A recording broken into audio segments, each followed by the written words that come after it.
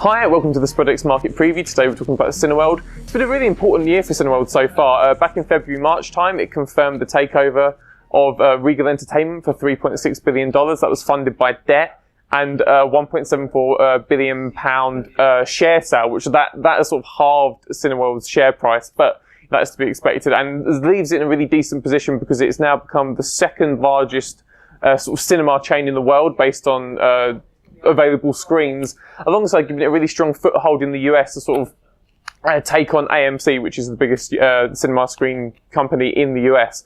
In terms of its figures, I think its first quarter figures back in May were very strong. Group revenue was up 10.1%. That was mainly boosted by a 10.2% rise in revenue in the US, which was helped by sort of the Marvel Cinematic Universe and Black Panther and Avengers Infinity War being released in such close proximity to each other.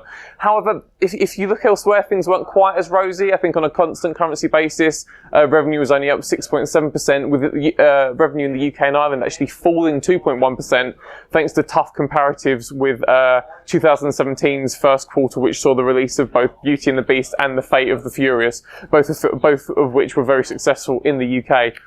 In terms of its half-year figures on Thursday, there's a big worry that the World Cup and the heatwave are going to have had a real negative effect on Cineworld's sort of second quarter performance. I think the UK box office figures, whilst the World Cup were on, were really, really poor. You had films like Solo, the latest Star Wars film, really underperforming expectations, though that should be somewhat countered by the success of Jurassic World 2 and Deadpool 2, both of which did decent figures in the UK, even if the Jurassic World sequel didn't do anywhere near as strongly as the first one did in 2016. I think in terms of what our clients are doing, they're fairly heavily buying around the 270 mark. I think they're looking more at the long-term picture now with the company's foothold in the US rather than any short-term wobble in the UK, thanks to, a one-off event like the World Cup and the sort of the anomaly of the heat wave in recent weeks.